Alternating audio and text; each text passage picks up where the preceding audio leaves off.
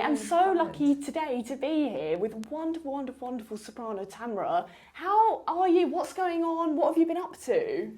I just came back to London. I was in New York actually performing for one very cool event. What was it? Yeah, it was Atlantic Council Global Citizen Awards. So it was in front of some presidents and some, all these important people. Important people. Fitting for you. But other than that, I'm feeling very inspired right now. I think this is just the time of the year when you are having all this energy ready for the new season, new projects, September, concerts. Yes. I love the vibe. Usually during summers, I'm with my family in Montenegro, where I'm from, and it's very difficult to practice there because... Is it? It's very difficult because Why? you constantly have, the beautiful sea in front of you, so you just want to swim and to be on the beach. With a wine. But I didn't manage to have a productive summer, but I'm really happy to be back to London. You are just crazy busy all the time though. Whenever I look on your Instagram, I'm like, goodness me, when do you stop? Well, I think... Never. It's just never. It's an ongoing process. Right now it's Saturday, and instead of just having a bit of rest, we are here. We're having a chit chat. Yes. Why not treat ourselves on a Saturday? I mean, I'd be really interested to know if you have any fun behind the scenes stories from, for example, your New York concert. Have you got anything? There were lots of fun moments recently. One of them was definitely the one where I was on the stage when I realized that the visuals on the screens behind me were for the song that was coming up. So I literally, I had my eyes that big in the direction of the guy that was doing these visuals. I was like, man, just please be careful, You see what kind of visual is on the screen, so it was like, just return the one that is the right one. Oh my God. But yes, I mean, those things happen, and it's just, the live performance. It's showbiz, that's how it happens, isn't it? I know that you had a mentor, and I also have a mentor. And what difference did having a mentor make to your career? I'd be really interested to know that. So my mentor is the one that always listens to my voice and tells me exactly technically what I have to improve and what I have to work on. As you know, our profession is like a never-ending school. Yeah.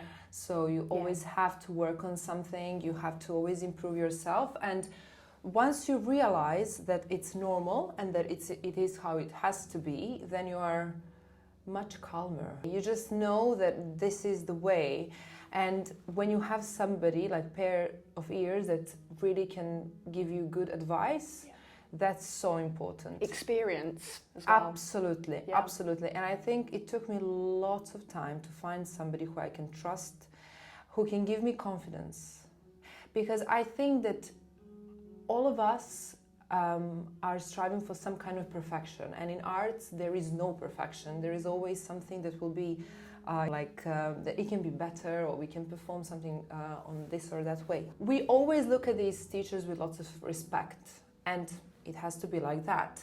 But they also have to look at us like their little products, where they say like, okay, this is what I brought to the world, a new artist, somebody who can, spread all this beautiful music and creativity to others.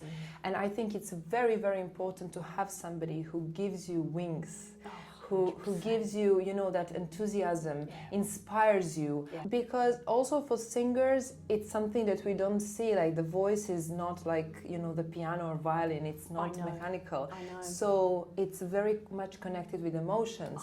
It's very vulnerable. Yes, it's very vulnerable. In my opinion. Absolutely. You can't hide behind anything. But I suppose it must be a thing as well, where if someone says a critique about anyone's singing voice, because I actually sing myself, obviously not at all on your level or some of my colleagues' levels, but I've got really more of a musical theatre voice, and if someone critiques your voice and says, I didn't like that or this, it feels so much more personal than the piano. I agree. However, if you are also not ready to hear that kind of criticism, you cannot do this job. because art is very subjective. Yes. So that means that maybe, you know, you like my jacket or you don't. It's the same thing with the voice, I think. I do. Yeah, well, but you know what I mean? It's like Yeah. when you go to the gallery and then you see that piece of art where everyone is talking about and you're like, I'm not very impressed. Yeah. You know, it's couldn't not agree more. my cup of tea. So it's just... Leave my little green tea alone. Oh my God, no, I completely get it.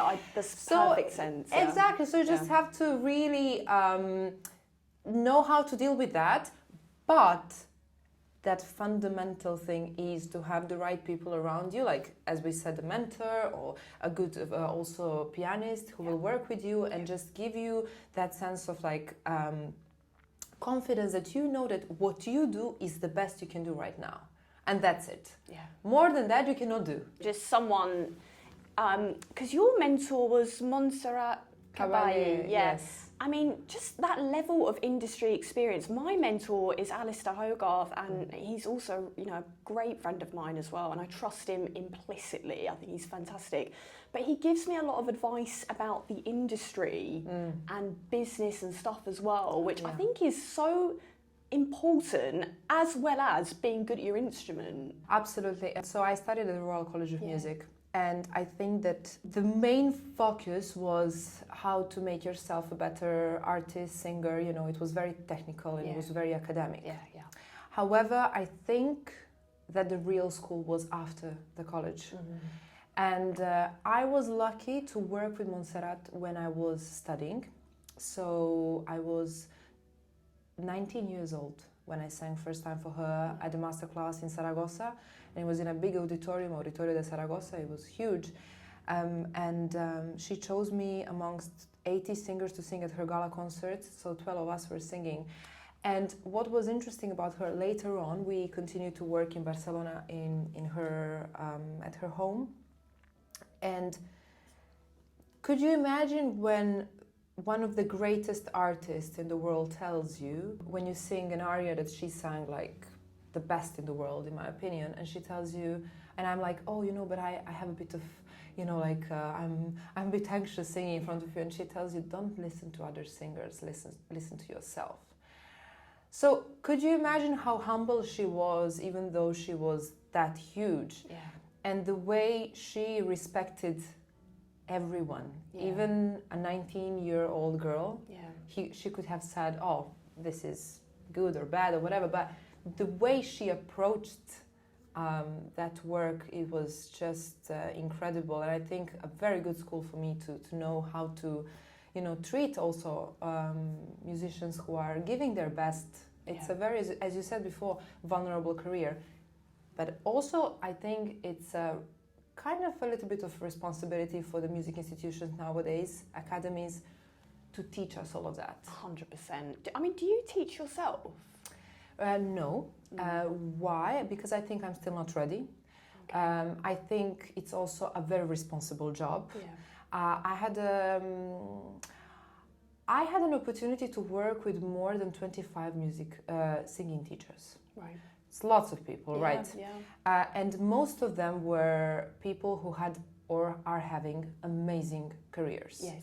Through all of this experience, I can tell you that it doesn't mean that somebody who is the best on the stage is a very good as a teacher. Oh, 100%. It's a totally different skill. Therefore, I think that I still am not the one who would dare to, you know, shape somebody's voice, because I think that I still have to you know, learn lots of things to say, okay, then I can maybe touch somebody's voice. Wow. That's just my opinion. I think because I know through what I've been going through the whole like process of studying singing, where I had very interesting moments, like very, well, interesting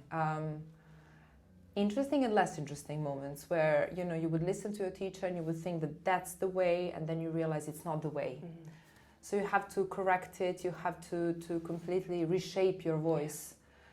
And even though those things are very psychological as well, you know, when the teacher tells you, I had even these moments like, look through your eyelashes while you are singing, like have this feeling, you know. And I don't know, whatever it is, but it does affect your voice. Yeah, yeah. And then it takes time to really adjust it to the point where it's good for you. And I just want to mention, I don't say that maybe looking through your eyelashes doesn't help somebody. So I just want to clarify that you have to find somebody whose all these ideas of visualizing voice will work for you. One thing that really inspires me about you, because I believe very, very strongly that artistry should be a canvas and not a cage. Now, what I mean by that is I believe as a classical musician, it's absolutely okay to cross over into other genres. Yes. I love it. I love musical theatre. I've even dabbled in some house music. I was on a house music record recently. Amazing. I know. How Wow, cool. I know. so cool. Isn't that cool, right? Yeah. So it was my friend Sonny Vadera, and he's a big DJ, and it was really cool. And I just thought to myself, you know, did you enjoy it? I loved it. Did you have fun? I loved it, but I love like house music. I love going out with my friends to the club. Me do you know what I mean? Yes, I love the it. same. And I just feel that doesn't make me any less of a classical musician. It doesn't mean I can't interpret a Schubert lead. Yes, you know, absolutely. it doesn't mean anything like that. And I feel, in fact, the great thing about all of these things is they all inform each other. Yes. For example, I was talking about a viol song the other day called Mac the Knife to one of my students. Do you know that song? Maybe if I hear it, but it's I'm not quite sure. a famous like jazz standard song, but it was written by viol originally. Okay. And I was just thinking about how all these styles actually came together for that song, because now it's a jazz standard, but it was originally, you know, viol's like a kind of classical composer, classical tradition, but also music theatre, and I think it all comes together really well. And I think the best artists are the ones who can put their hand to anything. Now, you do a lot of crossover stuff, don't you? Yes, I do. I do it because I love it, as you said, and I enjoy it. Passion. Very much. Film music is like my big passion as well. Yeah. I would love to record music for some films in the future. And I think there is nothing wrong with, you know, combining whatever you personally enjoy doing. And I see that the audience loves it as well. Oh, yeah. And I think that's the point at the end of the day. Actually, it depends.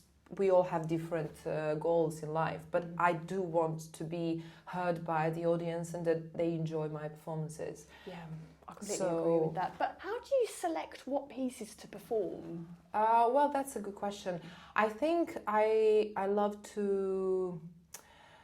always love to experiment at home and listen to some, for example, these classics from the different genres and say, okay, maybe I can try this and see how it sounds in my voice, and then I send it to a couple of people that I trust. I have a very good friend of mine, but he's a composer for my concerts. So, for example, I send to him and I say, listen, what do you think? Does it sound good for my voice? Also to my parents, so I work with my mother a lot, so she's also a very good judge. And my father as well. So it's just like, you know, giving myself that whole freedom, as you said, having a canvas in front of me, not being in a cage, thinking, okay, these are the rules of the profession. That is why, actually, I kind of switched my career and my mind into that kind of, I want to do crossover and to do concerts because it gives me that freedom. And for me, the pivot point was actually COVID during the pandemics. Yeah, because before that, I was doing just classical. So just arias and just a very, very classical repertoire. And I was trying for that kind of classical career. And then I realized, but that's not something that makes me happy, I have to say. I didn't see myself doing different opera roles in the way that, you know, the director could tell me, you know, be whatever on stage. I didn't see me personally, you know, even though I love to watch opera and I love to go to the theater. So don't get me wrong, but it's just the way that I feel the most comfortable is this a possibility to explore a bit more. Do you know, that really inspires me actually about the fact that you just felt strong enough to take your own path, because you've been very successful in this path as well. And I think that's a really great message to anyone younger than us, hopefully watching, to do your own thing, be strong in it, because I believe, especially when you're studying, I actually went to Guildhall, it's very high pressure to kind of conform Yeah. to the, because I really, I did the accompaniment course and all of us wanted to be leader pianists. Mm-hmm. And to conform to that, just that thing and the high browness of it. Well, now that you mentioned leader, for example. Do you do leader? No. No, right now, no. Would you like to do it? I've done many leader before, and during college I had to do it. Of course. Yeah. But what was interesting is that whenever we had this performance class, when we would all be together and just, I would always bring like a Mexican song. I bring something completely different because I just didn't enjoy every single leader. You know what I mean? Yeah. And I think there is nothing to be ashamed of in that, right? I mean, it's not something that I enjoy completely. Yeah. I loved Italian songs though. Oh, yes. But it's just, again, where is that boundary where you have to have in this industry to say, oh, this is not allowed? Well, all these songs that I'm singing now, they have beautiful lyrics. They have beautiful melodies. People love them. And I don't say that there aren't many beautiful leaders, but it's just, I have a couple of them that are my favorite. I love Widmung from Schubert. There are a couple of these that I really love from Mendelssohn as well. But these are like something that I personally love, and I think that's it. Why would I have to do all the cycles of songs if I personally don't enjoy them? I think you've got a real feeling for poetry though, if you don't mind me saying, because when I was looking down your Instagram, I saw you do such a beautiful reading. I was reciting it. I loved that. I thought that was lovely. I think we need a bit more of that sometimes. I love it. That was just lovely. You had a real feeling for the poetry when you were reading it. I was like, this is. Well, I'm very glad because that English is not my first language, so I'm very honoured to hear that. Thank you. I really loved it. I love poetry, and obviously, me that's too. the big. Me too. I thought that was kind of cool. And speaking of social media, like stuff like that, but I mean, look, girl to girl, I love all the outfits and I love all the dresses and I'm gonna see you out in a lovely outfit. Love it. I love it so much. That is really the part of the profession, right? I love seeing the girls looking nice on social media. Thank you so much. let's just talk a little bit about your social media. I might come back to the crossover stuff because I'm really interested about that as well. But with your social media stuff, you've really built an amazing online presence. I mean, it's incredible. You've had literally millions of views on YouTube. I mean, how important has digital media actually been for your career, would you say? Very much. Very much. And I think that's what brought me lots of things. I mean, first of all, it also helps us a lot. In general. Why? Because now you don't have to depend only on doing auditions and being like, will that person really like me or not? Yeah. You're now exposed to everyone and you never know who can hear you. And that's what happened to me. So that's how I ended up on Forbes 30 Under 30 2 years ago. Just because of that exposure and the idea and the goal and approach to this career. And I think that's so wonderful, and the positive aspect of us being on all these social media and, being able to see now many things that maybe we don't also like, but also you can see lots of good things. Yeah. So if you use it on the right way, that's the great tool. And it really helps me a lot because I built lots of audience that are coming to my concerts now. Yeah. So you don't need any more a certain PR, you don't need certain billboards or I don't know whatever to just be like, oh, look at me, I am performing. No, you are on Instagram, TikTok, Facebook, YouTube, and you have a perfect platform to show your artistry. I mean, my question would be actually, how do you balance your time, if you don't mind me asking them, between all of that stuff? Yeah. Because it's a real, as much as we love it, it is a hustle doing it all. It's a lot of work, isn't it? Yes, it is. It is. We were talking about this before we met, and how do you balance that? Keeping your technique, in shape, ready to perform, and just your energy as well, and actually just being able to have a bit of a life, dare I say, because It is a lot to balance. You know, we love Pilates, don't we? Yes. So how do you even fit your Pilates in? Do you know what I mean? With all of this going on. Yes, well, I think that you know this very well, right? Yourself, we were discussing before how much you work so hard on, you know, you have to practice piano every day as well, but then you have all of other things that are in your that you love to do, and as you said, we like Pilates, and so, but yeah, that's all the part of your routine. That actually, that discipline is the key, and that's something that I think also has to be told to young artists. Yeah. Discipline is the key for everything. 100%. It's like we are really athletes in this profession. Yeah. So I wake up early, I have Pilates at 6:30 because then I can finish everything else during the day. Social media does take lots of my time because I like it to be personal. Yeah. Right now I still don't dare to give it to somebody to be like, okay, can you do it instead of me? It's interesting. Yeah, so I'm doing everything. Wow. I also like to respond to people, like audience, whoever writes to me. Wow. Which means for sure 100 messages a day, like at least. Wow. Depends, if I post something then it's even more. So, but I really try to have this connection because I see it's very important and people really appreciate it. They do. And when you hear, when you see all these beautiful messages, then you're just like, how can I not reply? Yeah. How can I not, you know, when they make me feel their emotions. Yeah. So yes, it's a very busy time for me now, but it's how it has to be, and I'm very grateful and I'm very happy. Actually, I'm the happiest when I'm the busiest. Yes, I'm one of those that are very depressed when I don't work, I'm depressed. So that's how it goes, you know. I feel very useless. Yeah, then. Me too. So me too. I think that all of us who are, you know, very much into this profession, like with our whole heart, feel the same. And also, you know, these days when, for example, when I'm traveling, then I don't have a piano with me, so then I'm on iPad, you know, vocalizing myself.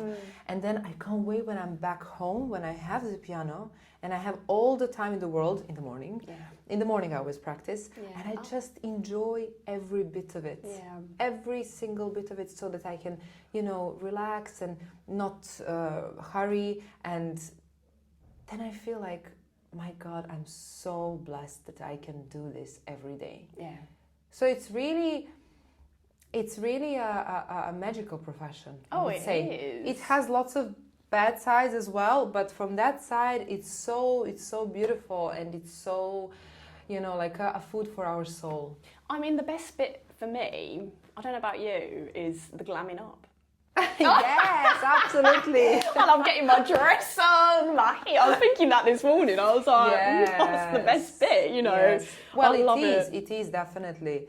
And it's something that we need to do, you know. Audience also appreciate that. Yeah, so it's so important to, absolutely, you know, show them that you care about the event as well, in my opinion. Yes. You know, because traditionally pianists are obviously very kind of, well, they were, not so much now, thank goodness, but in the background, I believe they didn't have female accompanists for a very, very long time for a myriad of reasons. Can you imagine? Including, apparently, I heard that they didn't want the accompanists upstaging the singers, maybe, or something. Which is sad, isn't it? Because we should all just be like, oh, everyone looks nice. You really seem like a girl's girl, I must say. Oh. You do. You really too.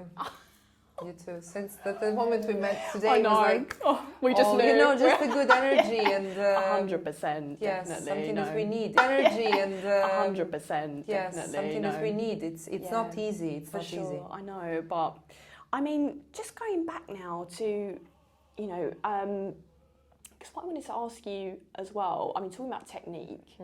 I mean, it's vitally important. Yes. As much as, look, I prioritise the musicality over everything. Yes, but what me too. Of course, and moving people is more important than anything. I don't care what anyone says. Yes. But I think what I realised was your technique needs to just be a given factor in everything that you do all the time. How much of your technical focus is on efficiency and stamina versus colour and expression? That's something I'd be really interested to know. In my practice room, it's all about the stamina and the technical moments. Yeah. Absolutely. Yeah. And constantly, every day. Yeah. And then when I'm on stage, I really try to not think about that. That's it, isn't Yes. it? Your technique has got to be so solid Yes. that you won't go on stage and No. be thinking about your technique. No, never. Never. Yeah.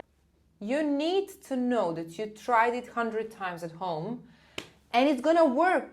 And if your mindset is saying to you, it will work, it will work. It happened to me. I knew before the note, I was like, oh, will it happen? Will this top C be okay? Will not? And it wasn't. It really wasn't, because I was questioning myself. Yeah. And I sang that top C at home like many, many times. Yeah. No, you need to have a certain attitude of a warrior, of like somebody who's like, yes, I know what I'm doing and I'm doing it. Yeah. I practiced. Maybe it would be 90% out of what I can do, 80%, 100%, we don't know. That sometimes depends on, I don't know, the acoustics. It happened to me a couple of times that it was too dry in the hall, so you feel this, feel that. That's another factors you cannot... you can't control that. You can't control. But what you can control is your head. And to say, and head and your discipline, so that you practice enough. Definitely. That's all. That's really, how I deal with it. Can you walk us through then your warm-up routine? And I would also like to know, do you adapt it for different styles? Interesting question. I never warmed up my voice for any other styles than classical. Okay. So I only train my voice classically. Okay. So, that's so interesting. Yes, absolutely. Yes. I keep that type of singing. I believe approaching. that. Yes, I agree with you completely. Yeah. So I was considering, maybe because I've done songs like Skyfall, from Adele. Yes. So maybe for certain phrases, I had some consultations with some singers that are really just pop singers. So that maybe how can I do that it still is in the classical range, but a bit more towards pop. But so far, I've only worked my voice in a classical manner. And I do it every day. I have set of vocalizers. Also, what I discovered recently was one of these books of vocalizers like Lamperti, or I think Lamperti is the one that I'm working from now. So just go through the set of exercises, different exercises, constantly challenging my voice, trying something new, and enjoying it. Yeah. Yes, and Definitely. also the moment of physical activity. So I go to Pilates 3 times a week, and then the days when I don't do Pilates, I try to walk a lot. Same. So everywhere in London where I can, I walk. Yeah, yeah. I walk me too. in the morning as well. I start my day In with those a good- heels? Well, sometimes in the heels as well. Oh my god! So wherever, you are yeah. truly Yes, a queen. I do. I love to Wow. walk in heels. Same. Yeah. Well, that's the right deal, right? Yeah, 100%. Yeah. The So- Essex girl in me, I'm like, Yes. love the hills so much. 100%. Yeah. So So I that's weight train actually. Do you weight train? I used to, but I just now stopped because I injured myself a little bit. Oh, Yes, I okay. injured my back because I didn't do it quite right. Oh god. I was doing it by myself. Yeah, So yeah. don't lift Yeah. weights if you don't know how to do it. Yeah, 100%. And I kind of exaggerated a bit because I'm, when I'm in the gym, I don't have boundaries there as well. I just want to work out very hard. Yeah, and I same. think I just did something that, Yeah. affected my back. That's why I'm doing Pilates now, and it's really good for my back as well. But it must be good for singing. It is. It must be one of the best things you can It do is. for singing, because Yes. For your, I love it personally, for all I the love muscles it. in the stomach, it's very good. Yeah, it must be good. Because someone once said to me, and I don't know if this is true, that apparently you shouldn't go to the gym if you sing. Oh, that's that's a very good question you just now mentioned. That's what they told me also at the college. Yeah. Well, one of the teachers told me, not everyone in the college. Yeah. And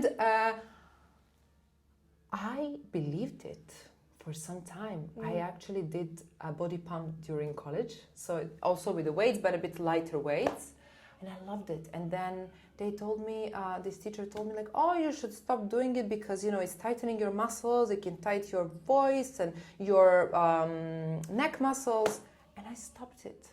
And do you know how much I was struggling with the stamina of singing the repertoire? Because nobody was telling you that singing is a physical activity. Yeah. First of all, it's a physical activity. Your whole body is your instrument, and your body is your strength, Yeah. is your temple, is your like, you depend on it. Yeah. If it's weak, you cannot do it. Yeah. Now, what's interesting, and also it's a bit controversial because before singers used to be a bit fuller. Yeah. So these singers probably learned how to deal with such a big body where they had to still keep these muscles, this material or whatever, you know, inside of them so that they can carry it. So their muscles consequently had to be stronger. You know what I mean? So it's like when you have a slim body, you are like, you know, if the wind blows a bit, you'll be blown as well, right? But it's just, you know what I mean with that. Yeah, so I with the fuller bodies, it's that energy probably that they created. And so then with singing, maybe it was also easier for them. Yeah. But Montserrat Caballé would do exercises with me with a 10-kilo weight on the stomach. Are you serious? Yes. Oh my God. For example, I think maybe was a bit too much because I was 55 kilos. Wow. So, you know. Yeah. However, I did realize whenever I trained with the weight on my stomach, I could feel that my voice was working much better. So, you know, that's all the, you know, that those are all, you know, because she was also a bit, you know, lady with the... Yeah. So it's really important to think about that because it's, for me, it's a vital thing. And now I don't care, I just do Pilates, I like to run as well. I taught myself. Last year, for example, I had a very difficult concert in Montenegro on 38 degrees. So it was, 38 degrees. It's like, well, I think that you Londoners, like, you get a heat stroke when it's happening. Like literally it's 20 degrees. I'm like, oh no. Exactly. So now imagine like twice as that. So, God. But you know what I did? How I trained myself to do a 2-hour concert. I was singing 24 pieces at night. I was running every day at noon, at 7 p.m., 7 a.m., just training my body on that heat to be able to run. Yeah. And then when the concert day came, I was absolutely fine. Yeah. You know. Yeah. I was hot. I felt the heat, but my body super fine. Wow. Like last song sounded like it was first, just because of that energy. You know. That's amazing. That I built. Do you know what? I did a concert. It's so funny. I did one it was in July. And it was in a greenhouse. It was a lovely tenor called Tom Elwin. He's such a nice guy. But this concert, oh my God, my blow dry. It was like, my blow dry needed to practice its stamina. It just went. And then I remember, because I do everything off of an iPad. Because I have a Bluetooth page turning pedal. Yeah, it's amazing thing, so right? much easier. Yes. I like everything being very neat. I don't like flapping around. But I think you get a bit more drama between the songs. You know, it's much nicer. But it's scary this day because my iPad, it was so hot in the room because we were in a greenhouse. It just kept blacking out. No way. No, honestly, I've never been so scared in my life. I was like... I was playing like... And I remember in the interval, I came out and I was like, I've got to cool my eye, because it was like coming up with a message like needs to cool down. Needs to cool down. Oh yes. We put it in a fridge for the interval. We put my iPad in the. We had to put it in the fridge. Did it work? Yeah, it worked. It was actually amazing. I was like, wow. It was a scary gig though. Oh my God. I remember that was a fun gig, but I was like, oh my God. Have you had anything happen like that? I can imagine. Well, my dear. That's why I always memorize the words. And I memorize music. But it's different than for you. I mean, I know that for you it's much. Yes, it's harder, of course. Because if someone skips, you have to skip with them. No, of course I know. And also because you are doing much more repertoire than me. I mean, you perform with so many artists, so it's absolutely impossible. Yeah. But I think for singers, it's very useful because when you know the words, for example, well, the music you always learn, but the words are the one that are problematic for us. Then you can really relax and perform it, you know. Yeah, I'm talking now about recitals and concerts, you know, but for sure. So, Claire, what would you say that is your ultimate goal? In my career? In your career and also in your life. Interesting, wow. Oh my God. How much is important to keep that life outside the career also there? and how to balance it, private and this business, basic life. It's hard because we were talking before, and I hope you don't mind me saying on the interview, we both said we're really perfectionist people.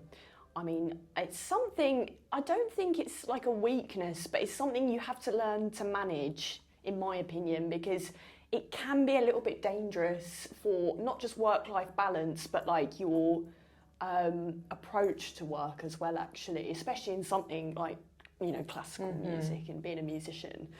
When I did my Masters, my Masters was the best thing I ever did, in my opinion, one of the best things I ever did for my career.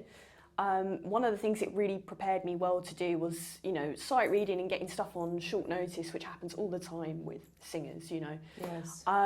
Because I came into classical music kind of so late, and I started as a soloist, and then I and then I started working with, I wanted to be an actor.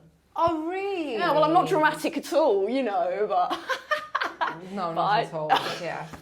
Not at all. Not at all. But I love, text. That's what I realised I love. I really love text and interpreting text. But, I mean, I had to really learn to manage my work-life balance, because I realised when I did my Masters, it took me, I'm going to say about 2 years to recover from the burnout of it, because it was so intense. And then I was junior fellow as well. Oh, wow. So it was a very, very intense and an amazing, but I was like, this is going to be absolutely unsustainable for the rest of my life. There's no way I'm going to be able to work. I mean, I was doing the week at Guildhall, and it was 9 till 9 every day, I would say, for us accompanists. Wow. Saturday, I'd do my private teaching, to support myself through the studying. Sunday, I was just like, I need to learn as much music as I physically can learn.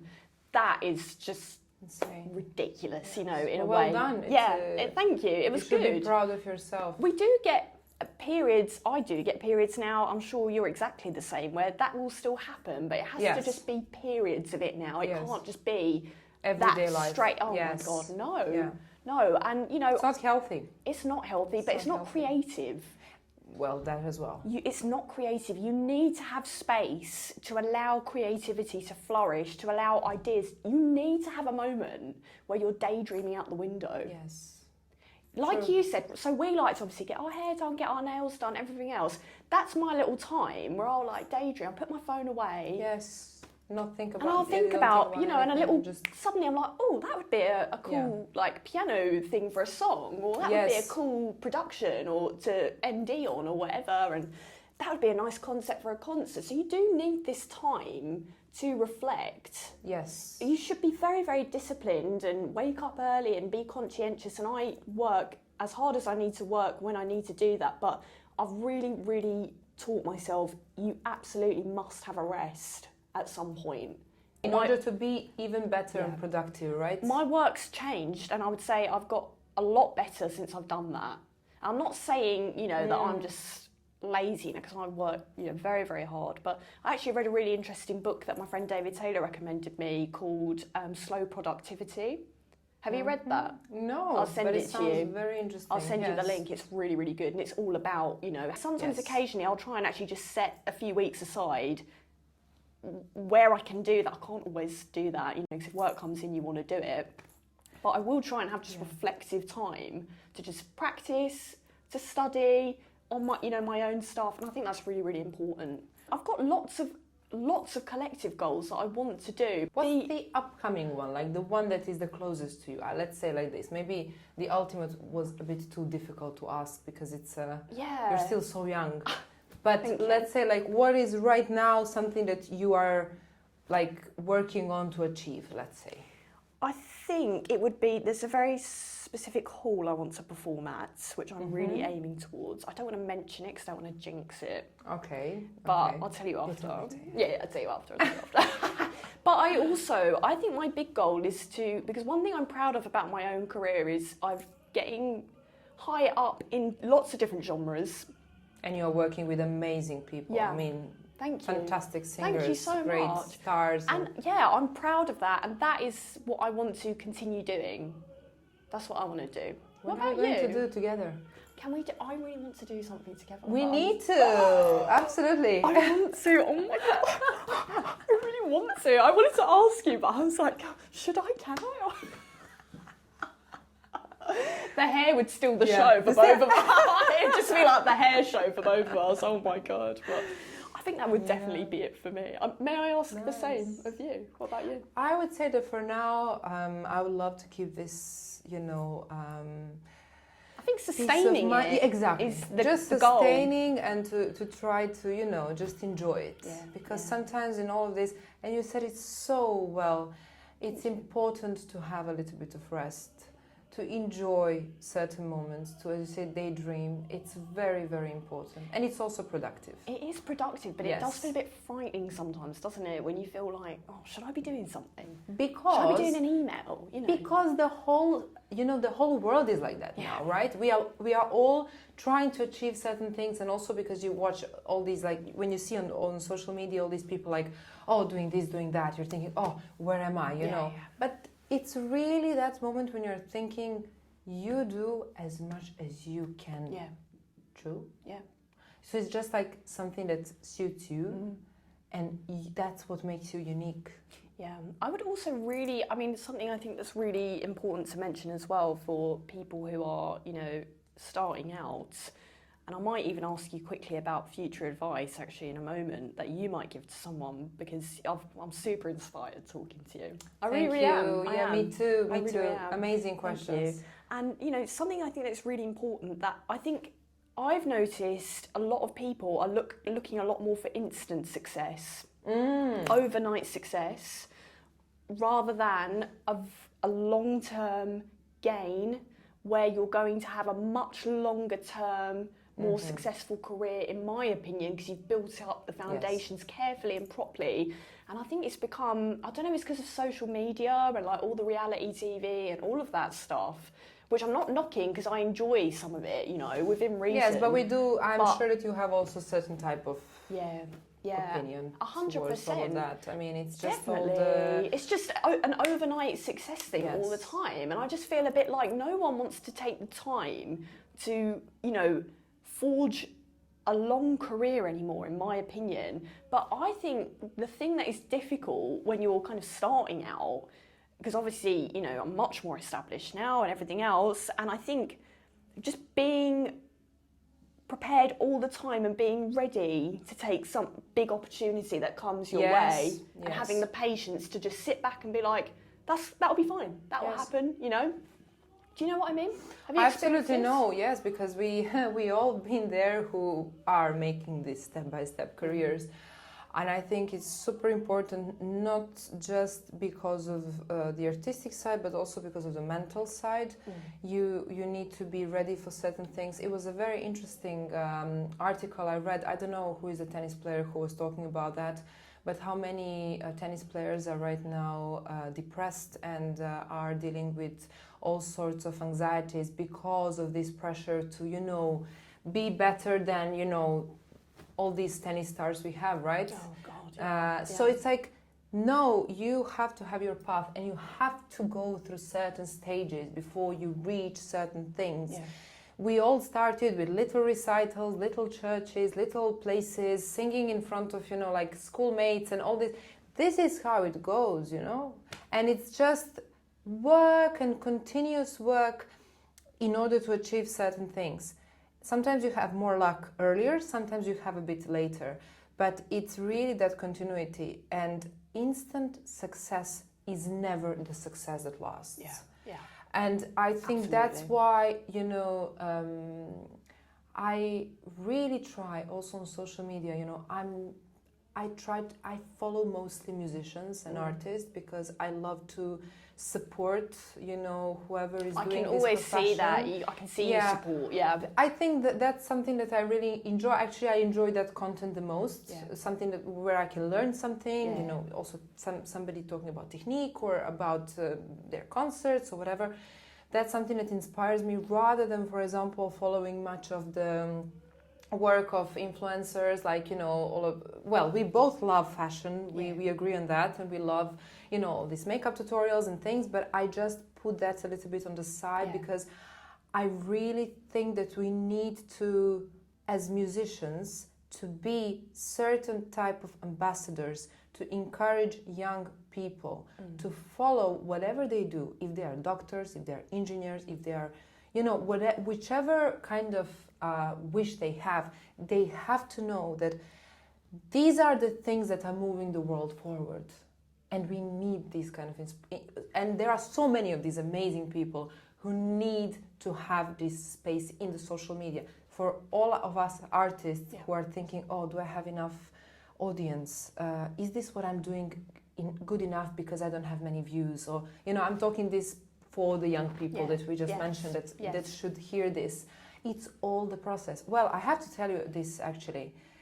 After my first recital at Carnegie Hall, I posted about it year after the recital because I felt like shy to post about it.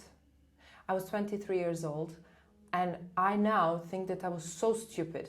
I was an idiot. Why? Because I should have been proud of my achievement, right? But no, I was thinking, oh, maybe this is actually, So this is just to tell you that it's really, no matter now, is it Carnegie or is it whatever it is in that moment, you should enjoy it, you should be proud of yourself because you know how much, not just you, I'm just talking now in general, for everyone to be proud of themselves, of what they are doing and what they are achieving in this beautiful form of art. I do want to ask you one question. Yes. I'm dying to know 3 makeup products you can't live without. Go. Okay. Bare Minerals foundation. It's amazing. Interesting. Then so it's number 1, as you see. The first thing, I love Hourglass concealer. I was thinking of trying that. It's really fantastic. God. I think I use it's NARS. Very worth it. Actually, I want to try NARS because I see. Yeah, I love the advertising I saw the other day of. It's like a beautiful photo of like amazing makeup of NARS. I want to try it. Yeah. It's good. Yeah. You should tell me later which one you're using. Yeah. And maybe I love now this blush from, is it Atelier Western? Your blush is so nice. I wanted to ask you. It's a very so cool pretty. color, right? It's like very pinky, but it's very... It's so, but it does stand out on your face in a beautiful way. It's called Coquette, is the shade. Okay, I'm going to be messaging you now. What's that blush again? I'm trying to think what my 3 would be. Yes, please tell me. What would it be? I love your eyeshadows. My eyeshadow is Charlotte Tilbury. Of course. Can't see, it's kind of It's the best, but right? it's a rose gold. It's like a kind of liquid in a pot. Oh, I would love to try that God, one. Honestly, it's the best. Because it stays, right? Yeah, very it's long. honestly amazing. It's so nice. And so definitely that. I love a lip liner. Okay, which one?